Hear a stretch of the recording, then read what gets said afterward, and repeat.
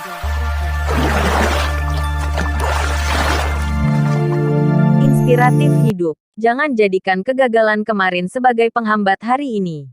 Semangat untuk membuat hari esok lebih baik. Melalui hari ini. 219. Mempermainkan orang pada tingkat yang jauh berbeda. Masih di sebuah pabrik terbengkalai di pinggiran Banten. Wawan berkata, saya tidak tahu apa rencana Wenardi. Saya hanya mau membuat kakak membenci Cynthia saja. Plak. Berengsek. Sean menamparnya lagi. Anjing ini benar-benar membuat Sean jijik. Dia sudah membuat Sean tersiksa selama 10 menit itu. Tidak disangka. Kejadian ini ternyata menjadi pertunjukan bagimu dan Wenardi. Cih. Kalian benar-benar bernyali. Berani-beraninya mempermainkanku seperti ini. Sean sangat marah. Tentu saja dia tidak akan membiarkannya begitu saja. Keluarkan ponselmu. Perintah Sean pada Wawan. Kak, untuk apa kakak menginginkan ponselku? Wawan malah bertanya dan tidak langsung mengeluarkan ponselnya. Andi menendangnya dan berkata, kalau disuruh ambil, cepat ambil. Jangan banyak bicara. Wawan bukanlah tipe penjahat yang keji, tetapi terlalu pengecut dan murahan. Orang seperti ini biasanya banyak bicara. Ketika bertemu orang jahat seperti Andi, setiap banyak bicara, Andi pasti akan memukulnya. Wawan tidak berani banyak bicara lagi. Dia segera mengeluarkan ponselnya dan menyerahkannya pada Sean dengan hormat. Kata Sandi. Sean berkata dengan dingin. Kali ini Wawan menurut. Kata sandinya 455.667. Apa yang ingin kakak lakukan? Sean tersenyum. Bukankah kamu suka mempermainkan orang? Aku juga akan membuatmu merasakan seperti apa rasanya dipermainkan. Sean berkata pada Andi. Cari seorang anak buah untuk datang kemari dan mengambil foto mesra dengan si Wawan ini. Lalu posting di status. Sebelum Andi bisa menjawab, seorang pria gagah di pintu berinisiatif menyahut. Bos, biar saya saja yang melakukannya. Si Wawan ini putih dan mulus. Benar-benar seleraku. Wawan menelan ludah dengan gugup dan sontak panik. Kak, lebih baik aku mati daripada harus dipermalukan seperti ini. Kalian jangan main-main. Wawan bilang lebih baik mati daripada dipermalukan. Tapi dia tidak melihat bahwa tindakannya sendiri sudah melawan integritas. Keduanya mengambil foto yang mesra bersama dengan mudah. Kemudian foto ini diposting di status WhatsApp Wawan dengan keterangan. Pengakuan. Aku gay.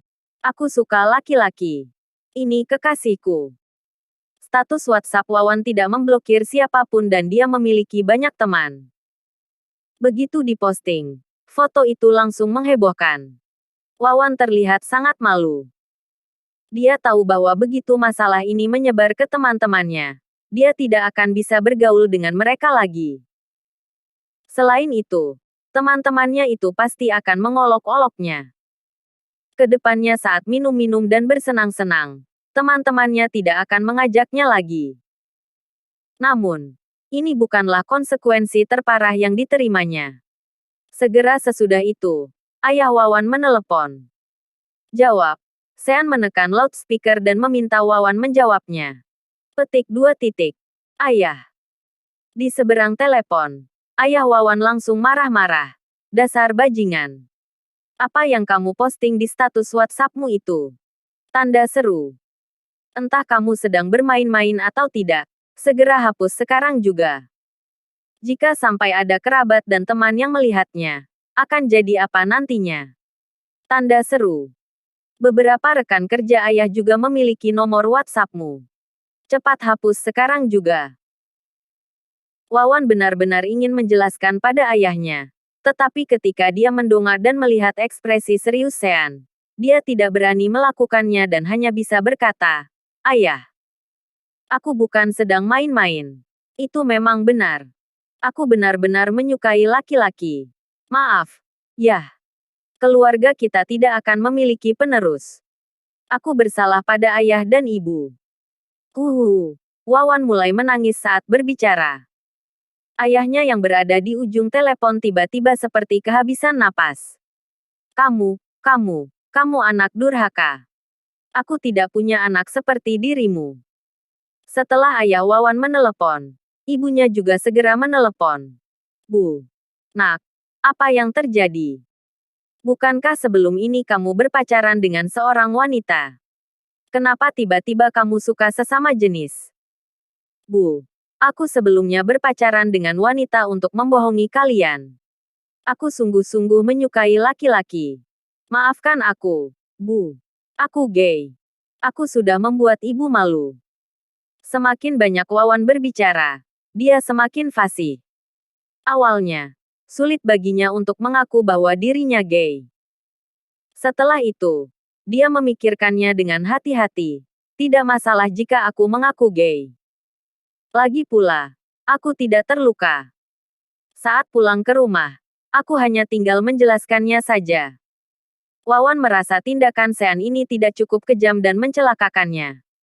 Pada saat ini, tiba-tiba ibu Wawan berkata, "Aduh, nak, jangan berpikir begitu.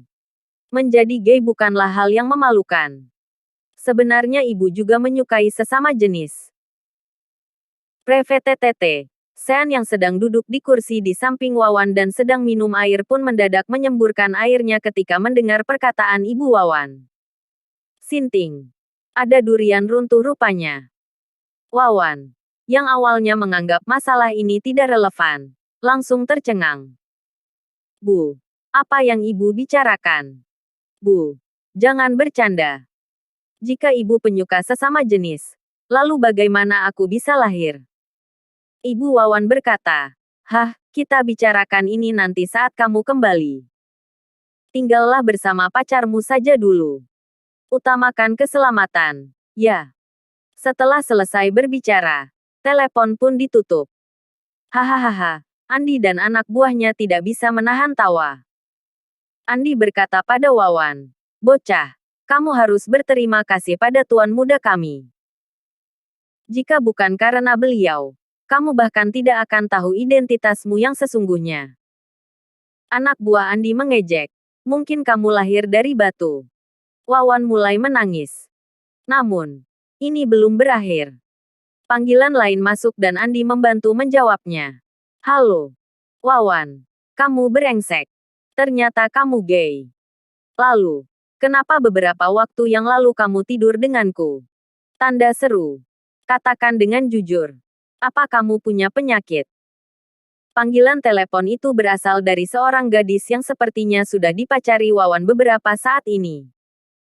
Tentu saja Wawan ingin menjelaskan bahwa dia tidak memiliki penyakit.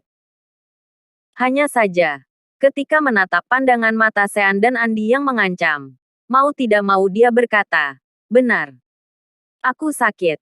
Aku mengidap AIDS." "Memangnya kenapa?" Gadis di telepon mulai memaki. "Bedebah laknat.